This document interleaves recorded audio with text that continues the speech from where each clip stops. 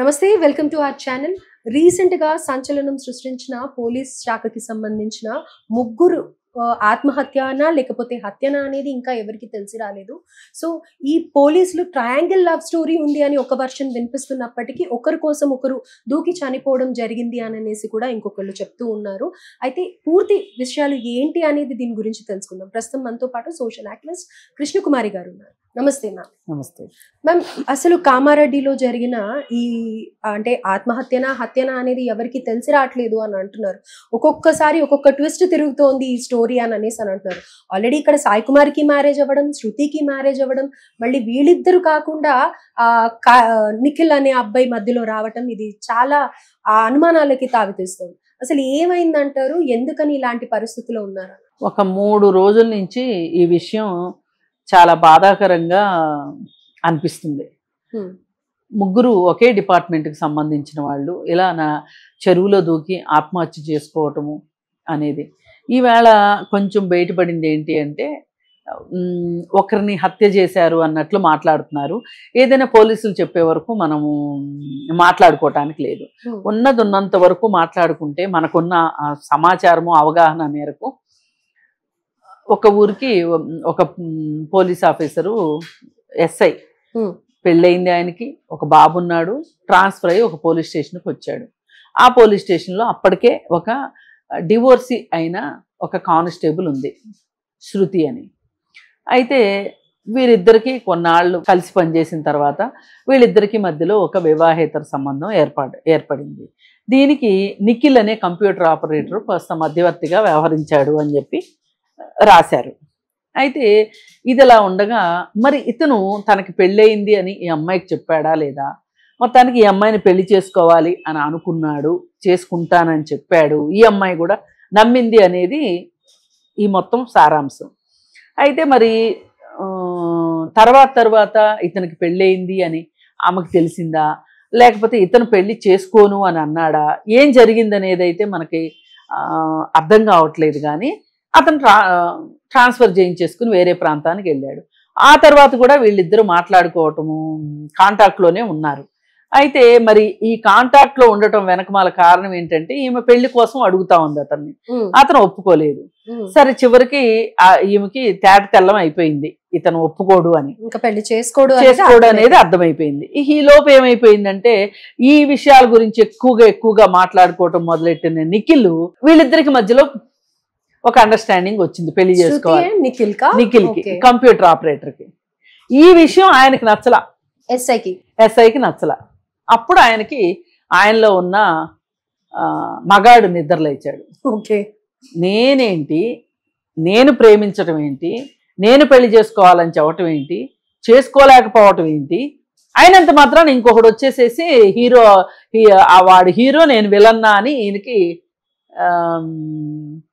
కొత్తగా మళ్ళీ ఇంకా కొన్ని ఆలోచనలు వచ్చి నేను పెళ్ళి అయితే చేసుకోను కానీ నువ్వు నాతోనే ఉండాలి, ఇంకొకరిని పెళ్లి చేసుకోవటానికి వీల్లేదు అని ఇతని వాదన.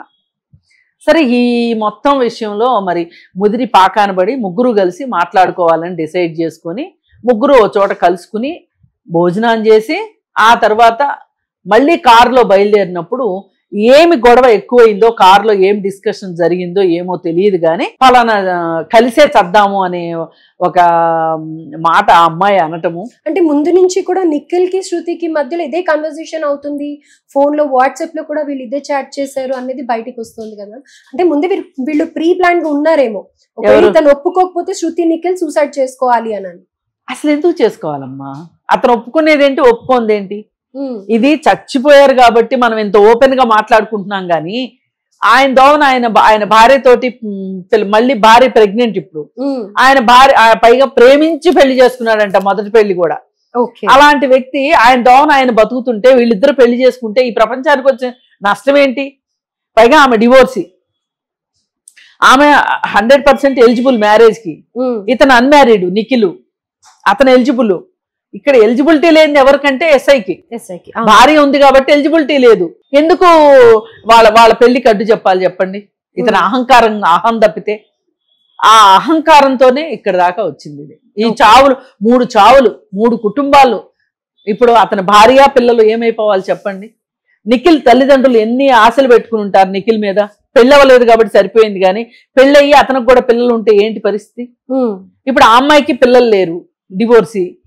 కానీ ఆ అమ్మాయి ఇప్పుడు ఒక తల్లిదండ్రులు ఉండగా బిడ్డ చనిపోవటం అన్నంత దారుణమైన విషయం ఇంకోటి ఉండదు. ఏది ఏమైనప్పటికీ ఆ తల్లిదండ్రులకైనా మానసిక క్షోభేగా. ఇప్పుడు ఇతని ఈ చనిపోయిన ఎస్ఐకి కూడా తల్లిదండ్రులకి క్షోభేగా. భార్య, తల్లిదండ్రులు, పుట్టబోయే పిల్లాడు, పుట్టిన పిల్లాడు. అసలు ఆ అమ్మాయికి న్యాయం జరిగేది ఎట్లా? ఆ భార్యకి అసలు ఆ అమ్మాయి తప్పే ఉంది చెప్పండి? ఈ మొత్తం స్టోరీలో ఆమె ప్రేమేమీ లేకోకుండా ఇలా జరగటం అనేది చాలా దురదృష్టకరం.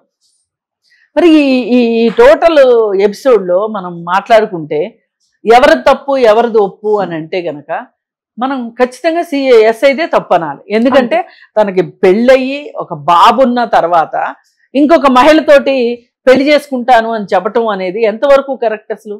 పోనీ ఆమెకు తెలియజేసే అవకాశం లేదు అతనికి పెళ్ళయింది లేదు అనేది. అతనికైతే తెలుసుగా పెళ్ళయిందని. పైగా మళ్ళీ ఇంత జరిగిన తర్వాత మళ్ళీ అహంకారం దేనికి? ఏదో ఒక బలహీన క్షణంలో ఒక రిలేషన్షిప్ ఏర్పడింది, అది వద్దు అనుకున్నారు, ఎవరిదో వాళ్ళు బతికారు అనుకోండి, ఇంత పేచి ఉండేది కాదుగా. అంటే శృతి డిసైడ్ అయినప్పుడు తనను వదిలేసేది ఉండేది అని అంటారు. ఇప్పుడు మాట తప్పింది అతను.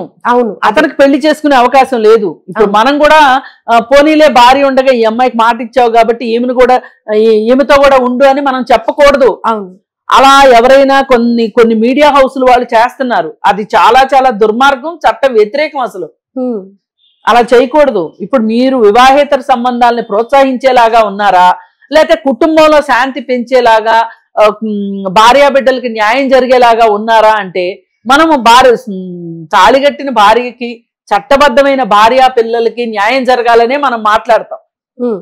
ఆ భర్త అబద్ధాలు చెప్తే అతన్ని శిక్షించాలి. అవును, అంతేగాని ఈ వివాహేతర సంబంధాల్లో ఉన్న వాళ్ళని నెత్తి మీద పెట్టుకొని వాళ్ళతో టీవీ ప్రోగ్రాములు చేయటం కరెక్ట్ కాదు. అది ఒక మీడియా హౌస్ చేయాల్సిన పని కాదు. మీరేమన్నా దళారీలా? మీరేమి బ్రోకర్లు కాదు కదా. ఎట్లా చేస్తారు? ఇట్లా చేయడం వల్ల ఏం జరుగుతుంది అంటే, ఓహో ఇదంతా నార్మల్ కావాల్సి అనుకుంటారు జనాలు. ఒకళ్ళ చోట జరుగుతుంది, ఇదేం తప్పు కాదు అన్నట్టు చెలరేగిపోతారు. ఇప్పుడు మనము టీవీలో చూపించినంత మాత్రాన ఇవి లేవు అనేంత అమాయకులం కూడా కాదు. మనకు అలాంటి భ్రమలేమి లేవు, ఉన్నాయి. చూపించడం వల్ల ఇంకా ఇంపాక్ట్ ఎక్కువ ఉండడం వేరు, సమాజంలో చలమణి అవడం వేరు. ఓకే, ఉండటం వ్యక్తిగతం. ఆ వ్యక్తులు బయటికి రావడము, దాన్ని గ్లోరిఫై చేసి ఛానల్స్ చూపించడం అంటే మీరు యాక్సెప్ట్ చేసినట్టే కదా. ఇది జరగడం వల్ల ఇలా కుటుంబాల మధ్యలో చిచ్చులు వస్తున్నాయి. ఓకే, ఓవరాల్ గా ఏమి లేదండి. ఇక్కడ 3 ప్రాణాలు పోయినాయి. ఈ 3 ప్రాణాలు పోవటానికి ప్రాథమికంగా తప్పు ఎస్ఐది. అండ్ ఆల్సో దీన్ని కప్పిపుచ్చే ప్రయత్నం చేశారు లాస్ట్ లో పోలీసులు కూడా. సూసైడ్ జరిగింది అన్న తర్వాత బయటికి రానికుండా మేనేజ్ చేశారు అని అనేది కూడా ఒక వర్షం. ఎంత మేనేజ్ చేసినా 3 చెరువులో దూకిన తర్వాత ఒకే డిపార్ట్మెంట్ వాళ్ళు బయట జనాలు మాట్లాడుకోకుండా ఉంటారా? తెలియకోకుండా ఉంటాయా? ఇంట్లో వాళ్ళు మాట్లాడుకోకుండా ఉంటారా? ఇప్పుడు ఈ ఘటన గురించి మనం మర్చిపోకముందే ఇప్పుడు నల్గొండలో మళ్ళీ ఇంకొక ఘటన. ఒక భార్య వచ్చి నాకు న్యాయం చేయండి అని రోడ్డు మీద కూర్చుంది. నా భర్తకి వేరే మహిళతోటి వేరే అదే పోలీస్ స్టేషన్ లో పనిచేస్తున్న కానిస్టేబుల్ మహిళతోటి రిలేషన్ ఉంది అని చెప్పి ఆమె నాకు నా పిల్లలకి రక్షణ కావాలి అని చెప్పి వచ్చి కూర్చుంది. ఓకే, మరి ఏం చేస్తారు చెప్పండి? ఇప్పుడు చట్టబద్ధమైన భార్యకి హక్కు లేకపోకుండా ఆమె రోడ్డు మీదకి వచ్చి నాకు న్యాయం కావాలి అని అడుగుతుంది అంటే ఇంకా అసలు మన దేశంలో చట్టం ఎంత గొప్పగా పనిచేస్తుందో ఆలోచించండి. అంటే మ్యామ్ మీరు ఇప్పుడు చట్టం అని అన్నారు కదా, మరి ఒక ఫ్లెక్సిబిలిటీ కూడా ఇవ్వడం తప్పే కదా? ఇద్దరు అండర్స్టాండింగ్ ఉంటే అది సెకండ్ మ్యారేజ్ అయిన తర్వాత కూడా ఫిజికల్ గా కలవచ్చు అని ఇవ్వడం కూడా తప్పే. అదే కదా తప్పు. అక్కడి నుంచే ఇంకా ఎక్కువైపోయినాయి. మరీ విచ్చలవిడిగా బరి తెగించిపోతున్నారు అప్పటి నుంచి. మరి దీనికి సంబంధించి ఏం మార్పులు చేర్పులు చేయడానికి కావాలి? మార్పులు చేయాల్సిందే కంపల్సరీగా. అక్కడ ఇచ్చింది ఏంటి అంటే వివాహేతర సంబంధాలు తప్పు కాదు అని ఇచ్చారు. అయితే ఈ వివాహేతర సంబంధాలు సహజీవనం తప్పు కాదు, ఈ మాటలన్నీ ఎక్కడి నుంచి వస్తాయంటే ఎవరు అర్హులు అనేది కూడా వస్తుంది. ఇప్పుడు ఒక భార్య భర్త ఉన్నారు, భర్త వెళ్ళి ఇంకొక ఆమెతోటి సహజీవనం చేస్తున్నాడు అనుకోండి, ఈ కుటుంబాన్ని పట్టించుకోవట్లేదు అనుకోండి, అలాంటి వాళ్ళకి అర్హత లేదుగా, అలాంటి వాళ్ళు చట్ట ప్రకారం చేయటానికి వీలు లేదుగా. అలాంటి డిస్కషన్స్ ఏమీ లేకోకుండా సింపుల్ గా ఒక మాట చెప్పేసి ఊరుకున్నారు. చెప్పేసరికి వీళ్ళు అవును సుప్రీంకోర్టే చెప్పింది, అంతగా అయితే సుప్రీంకోర్టు ఏం చెప్పింది, ఇంకా నీకు అవివాహిత సంబంధం ఇష్టం లేకపోతే, నువ్వు ఇబ్బంది పడుతుంటే, నీ కుటుంబంలో అశాంతి ఉంటే, నువ్వు తట్టుకోలేకపోతే నువ్వు విడాకులు తీసుకో అని చెప్తున్నారు. విడాకులకి ఇది ఒక గ్రౌండ్ అని చెప్తున్నారు. అంటే ఇప్పుడు పెళ్ళి అయిన తర్వాత పెళ్లి చేసుకుని విడాకులు తీసుకోవటానిక పెళ్లిళ్ళు చేసుకునేది? రైట్. అంటే ముందే ప్రిపేర్ అయ్యి చేసుకుంటారు ఎవరైనా? 100 ఏళ్ళు ఉంటారనే కదా చేసుకునేది పెళ్లిళ్ళు. కానీ మధ్యలో ఫ్రీడమ్ వచ్చినట్టు అయింది కదా. ఆ సుప్రీంకోర్టు జడ్జిమెంట్ ఏదైతే ఉందో దాని మీద సమీక్షించాల్సిన అవసరం ఉంది, దాని మీద మాట్లాడాల్సిన అవసరం ఉంది, మళ్ళీ ఇంకొకసారి దాని మీద దేశవ్యాప్తంగా చర్చ జరగాల్సిన అవసరం ఉంది. దానివల్ల పోలీస్ స్టేషన్లో ఏంటి, ఇంట్లో ఏంటి, స్త్రీలు చాలా ఇబ్బంది పడుతున్నారు. ఇప్పుడు ఇదే నా జీవితాంతం ఇతనే భర్త అనుకుని ఒక భార్య ఉంటది, కానీ ఆ భర్త నాకు ఈ భార్య ఉంటది, ఇంకొక భార్య కూడా కావాలి, ఇంకొక స్నేహితురాలు కూడా ఉండాలి అని అంటే అది ఎంతవరకు ఈ భార్య ఎందుకు యాక్సెప్ట్ చేయాలి దాన్ని? అందుకని ఏంటంటే ఇట్లాంటి విషయాలు అంటే మనం ఒక తీర్పు ఇచ్చిన తర్వాత వచ్చే పరిణామాలను బట్టి మనం సమీక్షించుకోవాలి అనేది మన చట్టంలో ఉంది. కానీ అది ఎంత త్వరగా వస్తే అంత మంచిదని నేను కోరుకుంటున్నాను. ఇలా డిపార్ట్మెంట్లో ఉన్న వాళ్ళు, చట్టం తెలిసిన వాళ్ళు, చట్టాన్ని రక్షించవలసిన వాళ్ళు, ప్రజలకి చట్టబద్ధమైన రక్షణ ఇవ్వవలసిన పోలీసులే ఇలా చేయడం ఇది మరీ దురదృష్టం అని చెప్పుకోవాలి. అలాగే ఇప్పుడు నల్గొండలో కూడా ఇంకో కేసు వచ్చింది అన్నాను కదా,